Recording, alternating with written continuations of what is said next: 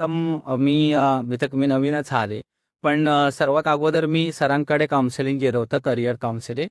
म्हणजे भरकट गेलो होतो. म्हणजे मला काय करायचं होतं मला अजूनपर्यंत माहिती नव्हतं. म्हणजे माझं कसं झालं होतं की पैशांच्या मध्ये खूप लागलेलो आणि यासाठी बरेचसे करिअर चेस केले.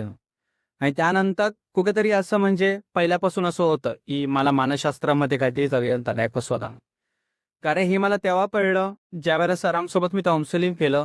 त्या काउन्सिलिंगमध्ये त्या सरांनी मला ठामपणे या सगळ्या गोष्टी सांगितलं. त्यानंतर मी विचार करायला लागलो जे मी लहानपणापासून त्याचा अभ्यास करत चाललोय. कारण माझी चिकित्सक वृत्ती आहे. हे तपासली छोट्या छोट्या गोष्टीवरनं मी खूप डीपमध्ये जातो आणि यामुळे मी बऱ्याचशा गोष्टीचा अभ्यास केलेला आहे. म्हणजे तसं काही प्रशिक्षण घेतलेलं नाहीये. म्हणजे NLP म्हणा, हिप्नोथेरपी म्हणा किंवा मनाचं पुस्तक वाचणं म्हणा. हे माझं पहिल्यापासूनच चालू होतं. जे रिसर्च किंवा त्या गोष्टी माझ्या पहिल्यापासूनच चालू होत्या.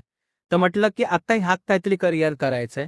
कारण सरांचं एक वाक्य मला खूप छान आवडलं होतं त्यामध्ये जे सेमिनारमध्ये, "व्यावसायिक मानसिकता जर तुम्ही ठेवली, तरच तुम्हाला यश मिळेल कुठल्याही क्षेत्रामध्ये." तर मी मला पहिल्यापासून आठवतं की माझी जेव्हा पहिली काउन्सिलिंग होती, त्या काउन्सिलिंगमध्ये खूप घाबरलेलो. मग नंतर मग करायचं काय? तर मग सरांचं वाक्य मला लक्षात आलं होतं की घाबरायचं नाही. जी गोष्टी आहेत ते सामोरं जायचं आणि ते सामोरं गेलो मी त्या गोष्टीला.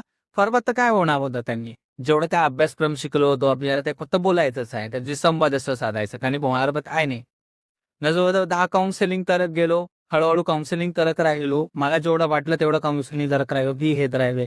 जसं सर म्हणाले, नाही म्हटलं तरी जेवढे फीस घ्यायचं तेवढे म्हणजे की त्या क्लायंट्सकडनं जो कस्टमर आणि ती कसं होतं की एक रिस्पेक्ट वाढतो तिचा. प्लस कसं असतं की ते तुम्हाला बांधील पण राहतात आणि दुसरे मात्र जे गोष्ट ते तुम्ही कन्सिडर पण करता भविष्यामध्ये. व्हॅल्यू राहते. एक व्हॅल्यू राहते. मग असं करता वर्षभर झाले मला कोऱ्यामध्ये करून.